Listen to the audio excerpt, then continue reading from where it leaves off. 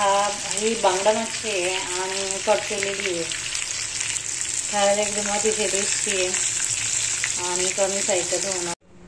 Good morning सगळ्यांना, माझ्या चॅनलमध्ये तुमचं स्वागत आहे. तर आहे बांगडा आणि हा बांगडा आहे ना स्वच्छ धुवून घेतला. हे अशी याच्यामधली ना काळी घाण काढून टाकायची. याच्या आतमध्ये घाण असते, स्वच्छ धुवून काढायचं एकदम. आणि याला आहे ना चिंच लावून ठेवलेली आणि थोडंसं नमक लावून ठेवलेलं. आणि हे ना भिजून द्यावं लागतं बांगडा. असं चांगला चिंचच्या पाण्यामध्ये भिजून दिला ना, ही चिंच काढून टाकायची आहे का, ही चिंच काढून टाकायची. आता हे सगळे कुटके काढून घेते. मिठाच्या आणि चिंचेच्या पाण्यामध्ये 1 तास जर भिजवून ठेवलं ना तर मग त्याला आंबटपणा चांगला येतो. तर आता मी तांदळाच्या पिठात थोडासा रवा आणि थोडंसं बेसन घेते. तर आता हे असं पाण्यामधून काढलेलं आहे चिंचेच्या, आणि इकडे हे हा रवा घेतलेला आहे. थोडासा लाल मिर्च पावडर घेतलेली आहे, हळद आहे, मीठ आहे, चवीनुसार मीठ आहे, आणि इकडे थोडं बेसन पीठ आहे, आणि इकडे हे तेल तापत ठेवलेलं आहे. आणि आता हे सगळं ना एकत्र काढून घ्यायचं असं चांगलं व्यवस्थित. मीठ सगळीकडं लागायला पाहिजे ना, सगळं व्यवस्थित काढून घ्यायचं एकत्र.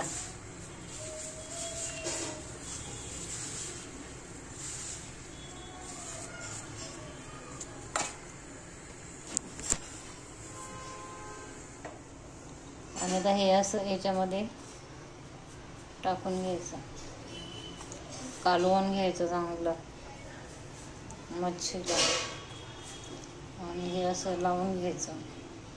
आणि आता हे असं तेलामध्ये फ्राय करायला सोडायचं.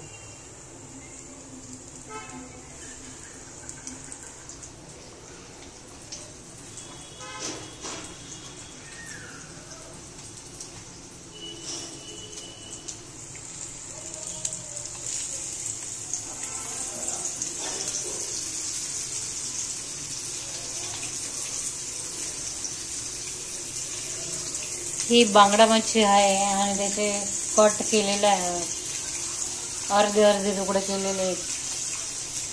बांगडा आहे हा.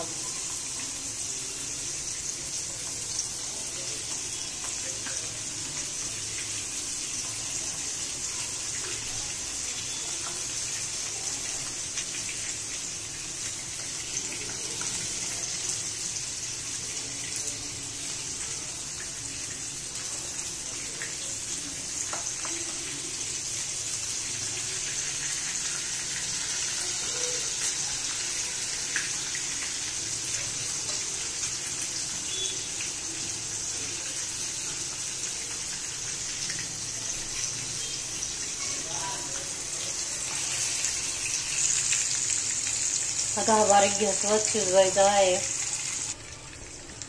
आता आहे ना थोडंसं गॅस फास्ट केलेला आहे, जास्त पाहू शकता दिसतच नाही. तर आता हे थोडंसं अजून शिजलेलं नाही आहे, पलटी मारायचं याला.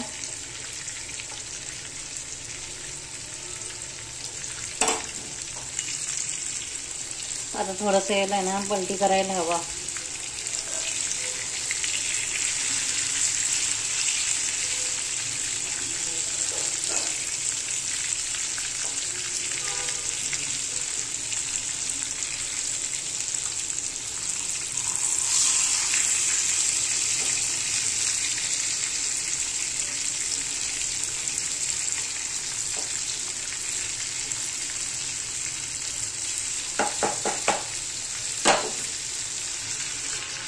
याला शिजायला ना थोडा वेळ घेता.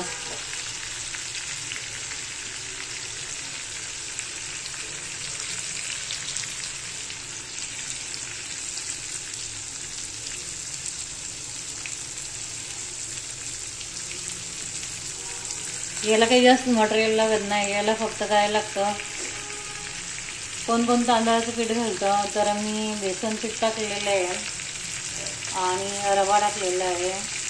लाल तिखट आहे, आपल्याला किती तिखट लागतं त्याच्यानुसार आहे आणि चवीनुसार मीठ आहे आणि थोडीशी हळद आहे.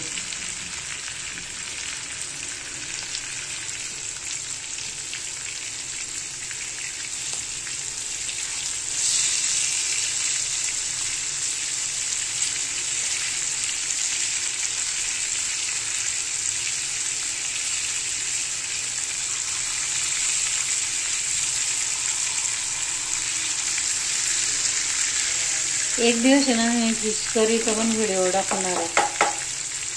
फिश करी आता याला असं शिजवून देते, थोडंसं कमी गॅस करते. आता हे पहा, अजून पण मच्छी काय भाजलेली नाही आहे आणि मच्छी खायला आहे ना खायलाच बनते, भाजायला खूप वेळ जातो आणि कमी गॅसवरच भाजावं लागतं. आता ही अशी पलटी करून घ्यायची.